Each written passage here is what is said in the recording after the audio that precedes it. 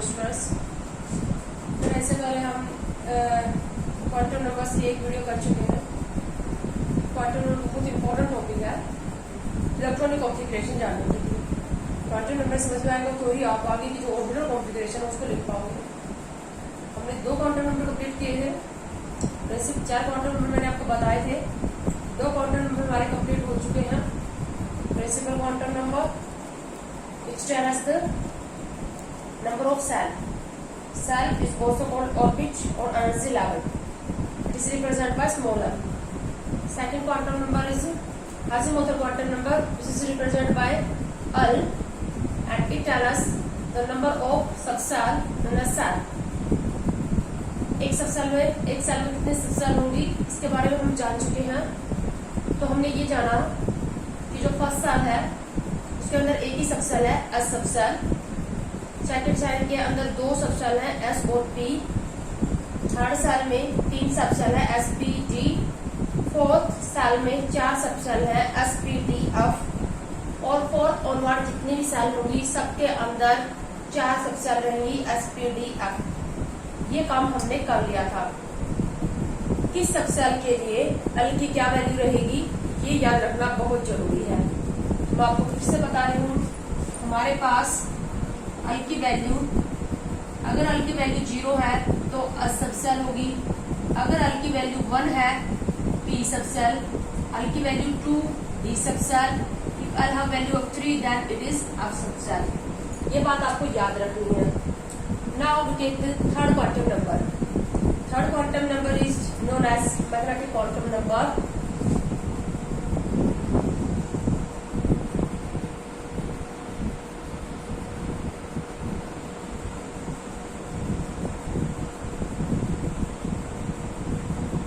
Magnetic quantum number, it is represented by small m.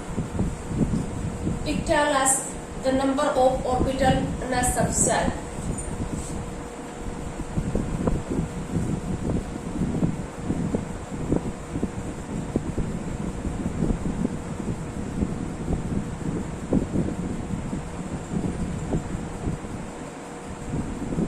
हमारे पास 4 subshell है S P D F.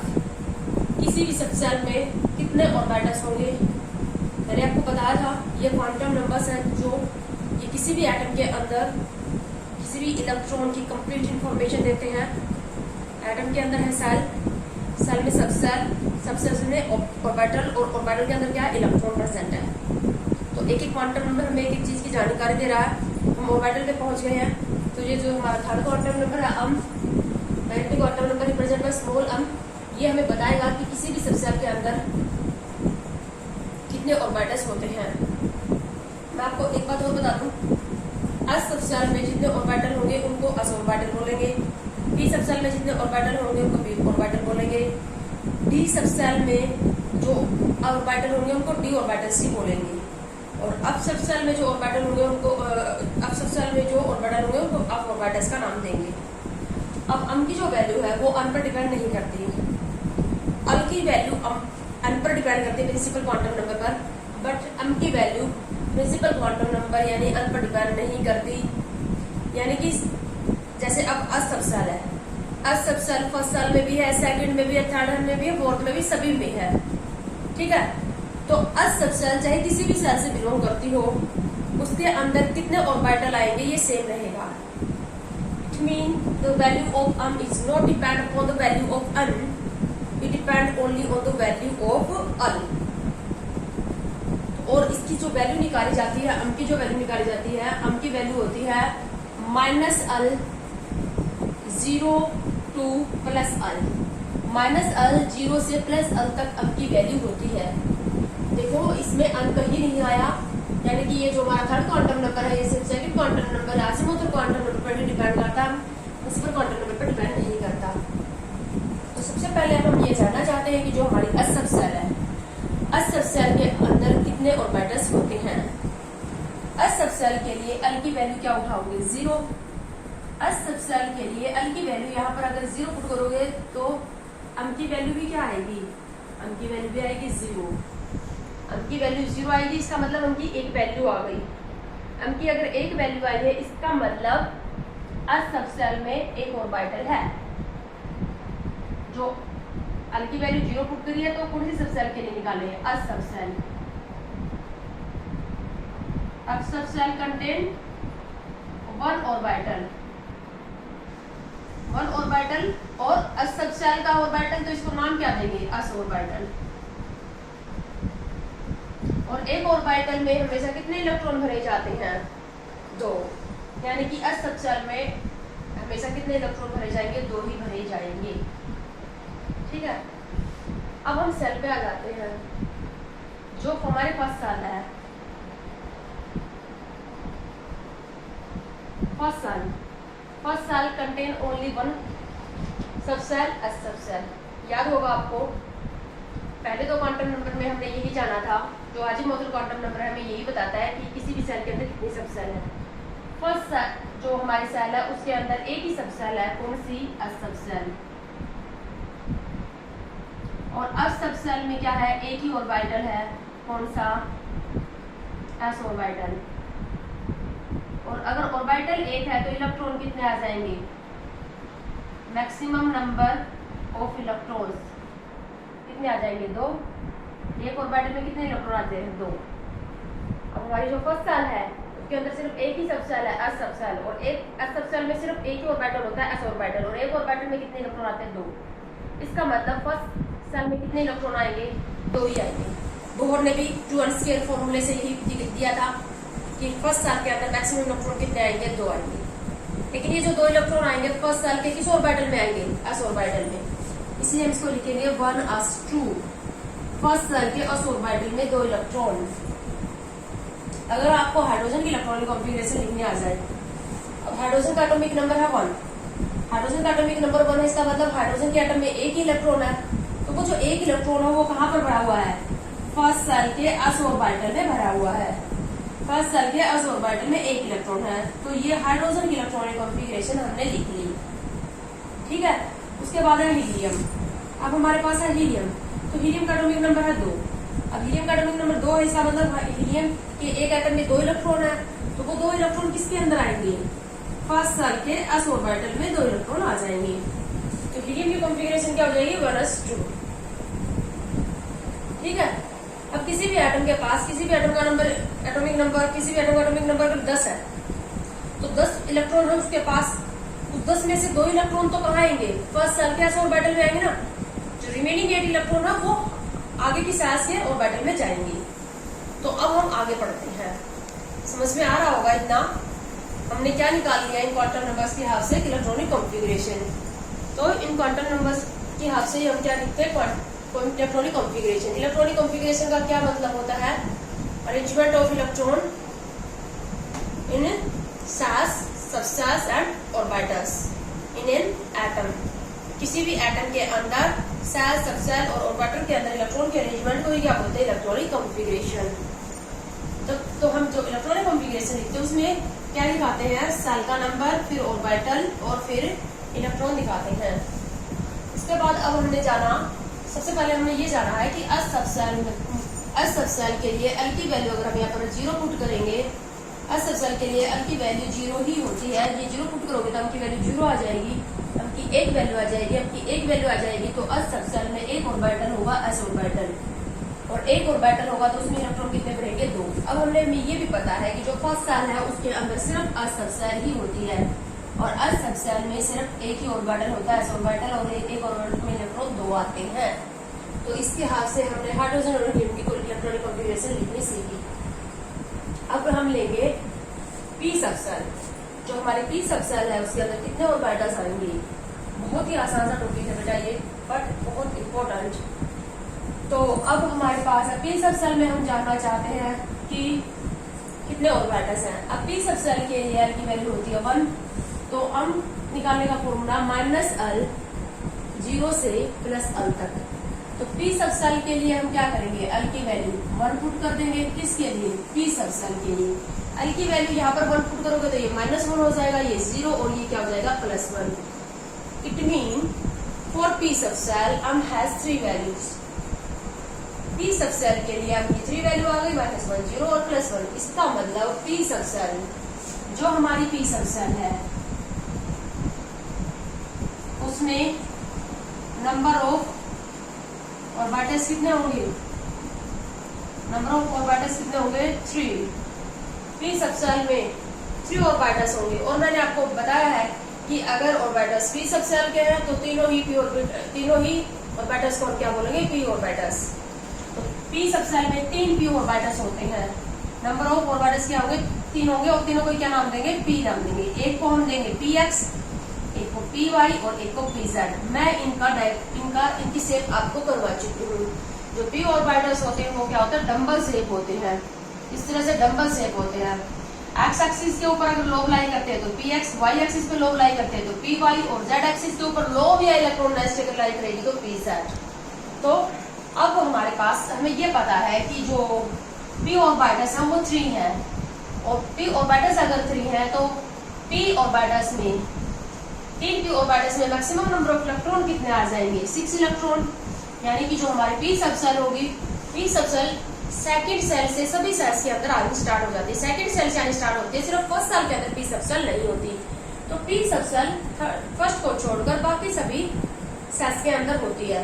P subshell के अंदर maximum electron हम कितने भर सकते हैं, 6 भर सकते हैं। क्यों, क्योंकि पी सबसेल में 3 ऑर्बिटल है, एक ऑर्बिटल में इलेक्ट्रॉन 2, तो पी ऑर्बिटल्स में हमेशा कितने इलेक्ट्रॉन भरेंगे, 6 भरेंगे। अब आ जाते हैं हम सेकंड सेल पे।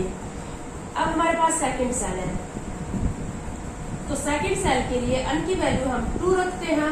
सेकंड सेल के लिए अन की वैल्यू 2 रखते हैं तो अन की वैल्यू कितनी आ जाती है, 0 और 1, 0 और 1, 0 और 1 आती है तो अन की वैल्यू 0 आती है तो अस सबसेल, और अन की वैल्यू 1 आती है तो पी सबसेल। अस सबसेल के पास एक ही ऑर्बिटल और पी सबसेल के पास 3 पी ऑर्बिटल्स। यानी कि जो हमारी सेकंड सेल है उसके पास टोटल ऑर्बिटल कितने हुए, सेकंड सेल के पास टोटल ऑर्बिटल्स कितने हैं, सेकंड सेल के पास अल की 2 वैल्यू आई 0 और 1। सेकंड सेल के अल की वैल्यू 2 पुट करोगे तो अल की वैल्यू क्या होती है, 0 से लेकर n-1 तक होती है।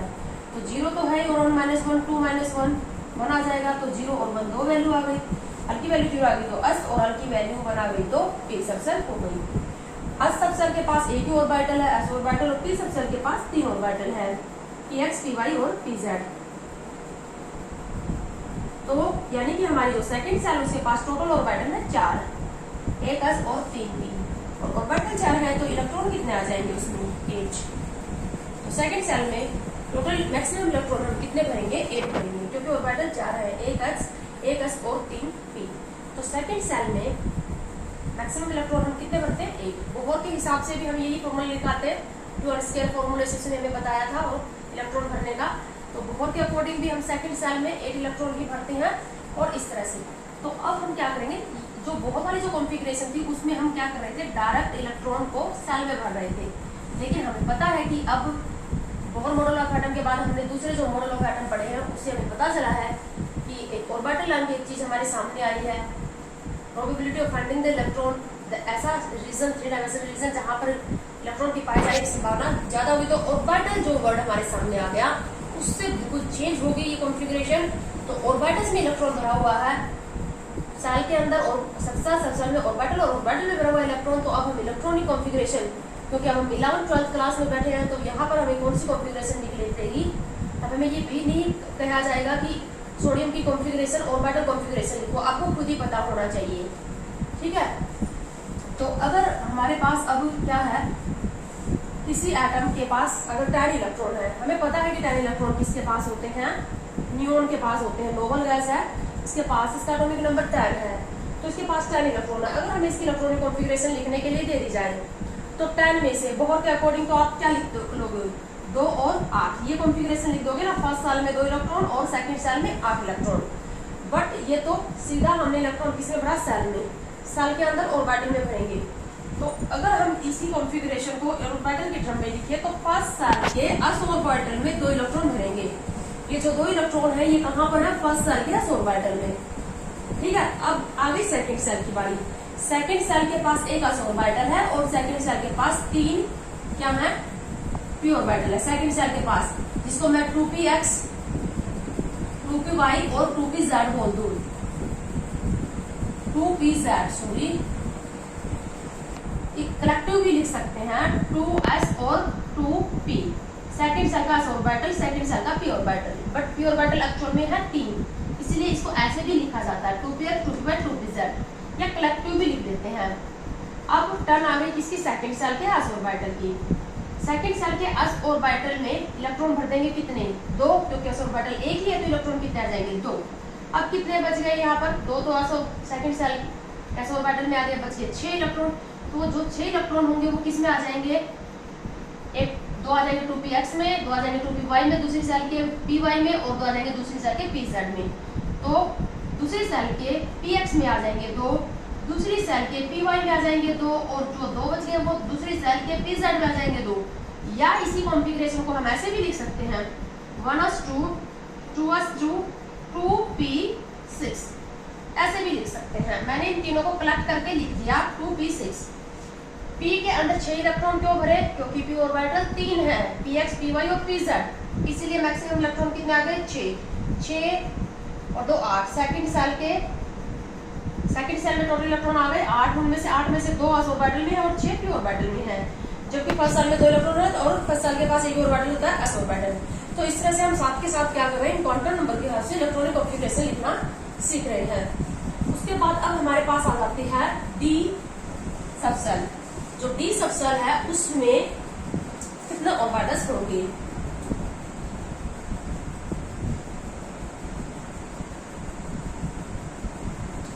तो d सबसेल।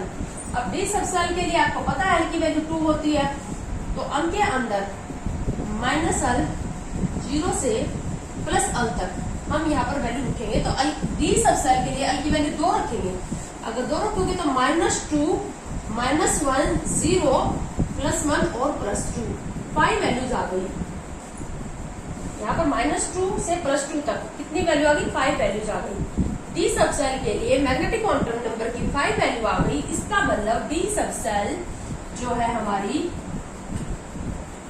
उसमें नंबर ऑफ ऑर्बिटल्स कितने हैं, नंबर ऑफ ऑर्बिटल्स कितने हैं, 5 d ऑर्बिटल्स। d ऑर्बिटल्स 5 है। जब मैंने आपको स्टेप बताई तब इनके नेम भी बताए थे। 5 जो d ऑर्बिटल वो कौन कौन से हैं, dxy, dyz, dxz, dx2, y2 and dz2। ये पहले जो 4 d ऑर्बिटल्स हैं वो डबल डबल शेप होते हैं, डबल डबल शेप होते हैं इस तरह से, जबकि dz2 की अलग तरह की शेप होती है। इलेक्ट्रॉन डेंसिटी या लोब की, जो लोब लाई करेंगे वो कौन कौन से एक्सिस के बीच में लाई करेंगे उसके व्याप के ऊपर है। ये 5 के 5 जो d ऑर्बिटल्स हैं वो d जनरेट रहेंगे, यानी कि इनकी एनर्जी क्या रहेगी, इक्वल रहेगी। तो d ऑर्बिटल्स 5 होते हैं। अगर d ऑर्बिटल्स 5 है तो मैक्सिमम इलेक्ट्रॉन कितने आ जाएंगे, इसमें 10 इलेक्ट्रॉन आ जाएंगे। और आपको पता है कि d सबसेल कौन सी सेल से आने स्टार्ट हुई है, फर्स्ट और सेकंड सेल के अंदर d सबसेल नहीं होती, थर्ड से स्टार्ट हुई है। क्योंकि थर्ड सेल के लिए जो हमारे जो थर्ड सेल है, थर्ड सेल के लिए n की वैल्यू क्या होगी, 3, और थर्ड सेल के लिए n की वैल्यू 3 होगी तो l की वैल्यू क्या क्या हो जाएंगी, 0 1 और 2, 0 1 और 2। 0 होगी तो s सबसेल, l की वैल्यू अगर 1 होगी तो p सबसेल, और l की वैल्यू अगर 2 होगी तो d सबसेल। अब तुमसे पूछ लिया जाए कि सेकंड सेल में d सबसेल क्यों नहीं होती, सेकंड सेल में d सबसेल क्या पॉसिबल है, d सबसेल पॉसिबल नहीं है तो d ऑर्बिटल भी पॉसिबल नहीं है। तो अगर मैं किसी की कॉन्फ़िगरेशन 2d लिख दूं, क्या ये राइट कॉन्फ़िगरेशन होगी, गलत है। दूसरी सेल के अंदर d ऑर्बिटल, d सबसेल या d ऑर्बिटल नहीं होते। क्यों नहीं होते, क्योंकि d के लिए, d ऑर्बिटल d सबसेल के लिए l की वैल्यू क्या होनी चाहिए, इसके लिए l की वैल्यू होनी चाहिए 2, और सेकंड सेल के लिए के अंदर n की वैल्यू 2 होती है तो l की वैल्यू कभी भी 2 नहीं होती। l की वैल्यू हमेशा n से कम होती है। l is always less than n, क्योंकि l की जो वैल्यू होती है वो n-1 होती है, 0 से लेकर n-1 तक। l की जो मैक्सिमम वैल्यू होगी वो n-1, यानी कि n से 1 कम आएगी। तो अगर सेकंड सेल के लिए n की वैल्यू 2 है तो l की वैल्यू 2 नहीं हो सकती, और l की वैल्यू 2 नहीं आएगी तो d सबसेल या d ऑर्बिटल पॉसिबल नहीं है। यानी कि जो d सबसेल या d ऑर्बिटल आई है वो कौन सी सेल से स्टार्ट हुए हैं, थर्ड ऑनवर्ड, थर्ड से लेकर बाकी सभी में चलेंगे। हम ये जानना चाहते हैं कि जो थर्ड सेल है उसमें कौन कौन से ऑर्बिटल हैं, कितने ऑर्बिटल हैं और कितने इलेक्ट्रॉन भर सकते हैं। तो देखते हैं थर्ड सेल के अंदर अब हमारे पास है थर्ड सेल। तो ये जो थर्ड सेल है इसके लिए अल की वैल्यू अगर 3 रखोगे तो अल की वैल्यू कौन कौन सी आ जाएंगी, 0, 1 और 2। अल की वैल्यू 0 है तो s subshell, p subshell and d subshell. S subshell के पास एक ही orbital s orbital, p subshell के पास 3 ऑर्बिटल 3 4 पी और डी सबसेल के लिए 5 ऑर्बिटल 5 डी। तो टोटल ऑर्बिटल थर्ड सेल के पास कितने हो गए, 5 डी 3 पी और 1 एस, 5 और 3 8 और 1 9। टोटल ऑर्बिटल हो गए 9। टोटल ऑर्बिटल अगर 9 हो गए तो total maximum number of electrons कितने आ जाएंगे, 18। इसलिए थर्ड सेल मैक्सिमम कितने इलेक्ट्रॉन रखती है, 18। बोहर के फॉर्मूले के हिसाब से भी 18 ही आएंगे।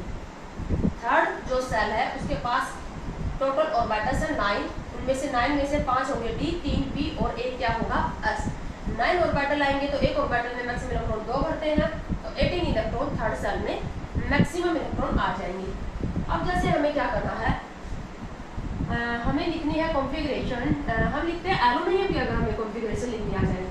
एल्यूमिनियम का एटॉमिक नंबर 13 है। एल्यूमिनियम का एटॉमिक नंबर 13, इसका मतलब एल्यूमिनियम के एटम के अंदर 13 इलेक्ट्रॉन है। 13 इलेक्ट्रॉन को हम भरना स्टार्ट करते हैं। सबसे पहले आता है फर्स्ट सेल। बेटा मैंने आपको बताया, जब बोहर मॉडल का पैटर्न बताया था कि जैसे जैसे सेल का नंबर बढ़ता जाएगा उनकी एनर्जी भी बढ़ती जाएगी। तो फर्स्ट सेल की एनर्जी सबसे कम होती है, उसके बाद सेकंड की, उसके बाद थर्ड की और उसके बाद किसकी आती है, फोर्थ और वर्ड। इस तरह से एनर्जी इंक्रीज होती जाती है। तो सबसे पहले इलेक्ट्रॉन किसमें भरा जाएगा, फर्स्ट सेल में भरा जाएगा, फर्स्ट सेल में। अब सेल के अंदर भी क्या, सब सेल के अंदर भी क्या, ऑर्बिटल। तो अब जैसे हमारे पास जो फोर्थ सेल है उसके अंदर एस पी डी अप सभी तरह के ऑर्बिटल्स है ना। तो अगर ऑर्बिटल एक ही सेल से बिलोंग कर रहे हो, सेम सेल के ऑर्बिटल हो, तो एस ऑर्बिटल की एनर्जी सबसे कम होती है, उससे ज्यादा होती है पी की, पी से ज्यादा होती है डी की और डी से ज्यादा होती है अल्फ की। आगे बात समझ में। सेल के अंदर भी क्या है, सब सेल के अंदर भी क्या है, ऑर्बिटल्स। यानी एनर्जी लेवल में भी एनर्जी लेवल बने हुए, इसीलिए सीमान इफेक्ट और स्टारिक इफेक्ट आया। ठीक है। अगर सेम चारों ऑर्बिटल सेम सेल से बिलोंग कर रहे हैं, जैसे फोर्थ सेल के हैं, तो फोर्थ सेल के उस ऑर्बिटल की एनर्जी सबसे कम होगी, उससे ज्यादा पी की होगी, उससे ज्यादा डी की और उससे ज्यादा अप की। और सबसे पहले इलेक्ट्रॉन किसमें आएगा, सबसे लो एनर्जी सेल और लो एनर्जी ऑर्बिटल में आएगा, क्योंकि वहां पर इलेक्ट्रॉन की एनर्जी होगी कम और इलेक्ट्रॉन की एनर्जी कम होगी तो स्टेबिलिटी क्या होगी, ज्यादा होगी। ये जो किस ऑर्बिटल की एनर्जी कम है, ज्यादा है, इलेक्ट्रॉन को हम जब इलेक्ट्रॉनिक कॉन्फ़िगरेशन लिखते हैं तो हम कुछ प्रिंसिपल को फॉलो करते हैं, वो प्रिंसिपल हम बाद में लेंगे। ठीक है। तो अभी मैं आपको बता रही हूँ बीच बीच में, क्योंकि कॉन्फ़िगरेशन भी हम साथ में लेके चल रहे हैं। तो 13 इलेक्ट्रॉन है, तो सबसे पहले फर्स्ट सेल के उस ऑर्बिटल में 2 इलेक्ट्रॉन भर दिए। फर्स्ट सेल के पास एक ही सबसेल है एस सबसेल और एस सबसेल के पास एक ही ऑर्बिटल है एस ऑर्बिटल और उसमें 2 इलेक्ट्रॉन भर दिए। उसके बाद सेकंड सेल के पास 2 सबसेल है एस और पी, एस और पी। एस सबसेल चाहे फर्स्ट सेल की है चाहे सेकंड सेल की है, सबसेल के पास एक ही ऑर्बिटल एस ऑर्बिटल, तो इसमें इलेक्ट्रॉन आ गए 2। उसके बाद टर्न किसकी आ गई, दूसरी सेल के पी ऑर्बिटल्स की। पी ऑर्बिटल्स 3 है, पी एक्स पी वाई और पी जेड। इसीलिए तो दूसरी सेल के पी ऑर्बिटल में इलेक्ट्रॉन कितने आ जाएंगे, 6। दूसरी सेल के एस ऑर्बिटल और दूसरी सेल के पी ऑर्बिटल, एस ऑर्बिटल 1 है, पी ऑर्बिटल 3 है, 3 है तो इलेक्ट्रॉन मैंने भर दिए यहाँ पर 6। एस ऑर्बिटल 1 है तो इलेक्ट्रॉन भर दिए 2। दूसरी सेल के एस ऑर्बिटल की एनर्जी कम है, इसीलिए पहले मैंने इलेक्ट्रॉन किस में भरे, दूसरी सेल के एस ऑर्बिटल में। फिर बचे हुए इलेक्ट्रॉन मैंने किस में भरे, दूसरी सेल के पी ऑर्बिटल में। उसके बाद दूसरी सेल खत्म हो गई, उसके बाद कितने इलेक्ट्रॉन बचे हुए हैं यहाँ पर, ये 10 इलेक्ट्रॉन हो गए, 3 इलेक्ट्रॉन और बचे हुए हैं। तो अब स्टार्ट हो गई तीसरी सेल। तीसरी सेल के पास एस ऑर्बिटल है 1, तीसरे सेल के एस ऑर्बिटल में इलेक्ट्रॉन भर देंगे हम 2, क्योंकि ऑर्बिटल एक ही है, ये एस ऑर्बिटल 2 इलेक्ट्रॉन भर दिए, 12 इलेक्ट्रॉन हो गए। अब टर्न आ गई तीसरी सेल के पी ऑर्बिटल की। अब तुम ये कह दो कि पी ऑर्बिटल एक पी एक्स होता है, पी वाई होता है, पी जेड होता है। सेम सबसेल से बिलोंग, सेम सेल और सेम सबसेल से बिलोंग करने वाले ऑर्बिटल की एनर्जी सेम होती है। तो 3px is equal to 3py is equal to 3pz। मैंने क्या लिखा, तीसरी सेल के पी सबसेल में जो 3 ऑर्बिटल है वो dz है, उनकी एनर्जी सेम है। तो जो एक बचा हुआ इलेक्ट्रॉन को चाहे हम तीसरी सेल के px में भर दें या py में या pz में भर दें, या हम इसको ऐसे भी लिख सकते हैं बिना इनको अलग अलग रिप्रेजेंट करें 3p1। तो ये हो गए। हालांकि थर्ड सेल जो होगी इनकम्प्लीटली फिल्ड होगी, थर्ड सेल अभी पूरी तरह से नहीं भरी है। थर्ड सेल में मैक्सिमम इलेक्ट्रॉन 18 आ सकते हैं, मैक्सिमम 18 आ सकते हैं, लेकिन इसके पास इलेक्ट्रॉन 13 ही थे, तो 13 यहाँ पर कंप्लीट हो गई। ठीक है, तो इस तरह से कॉन्फ़िगरेशन लिख दी हमने। तो साथ के साथ हम ये क्वांटम नंबर के हिसाब से इलेक्ट्रॉनिक कॉन्फ़िगरेशन लिखना सीख रहे हैं, जो बहुत इंपॉर्टेंट काम है आपका। उसके बाद अब हमारे पास एक ही सब सेल बची हुई है, अब सब सेल। अब सब सेल के लिए अल की वैल्यू है 3। अल की वैल्यू 3 है, तो अन की कौन कौन सी वैल्यू आ जाएंगी? हम देखना चाहते हैं अब सब सेल में कितने ऑर्बिटल्स हैं। तो अन की वैल्यू जो होती है वो माइनस अल 0 से क्या होती है प्लस अल तक होती है। और अल की वैल्यू मैं 3 रखूं तो यहाँ पर -3, -2, -1, 0, +1, +2 एंड +3। टोटल वैल्यू हो गई 7 वैल्यू होगी। अब सब सेल के लिए अम की 7 वैल्यूज हो गई। इट मीन जो हमारी अब सब सेल है उसमें अब सब सेल में कितने ऑर्बिटल होंगे? 7 ऑर्बिटल होंगे।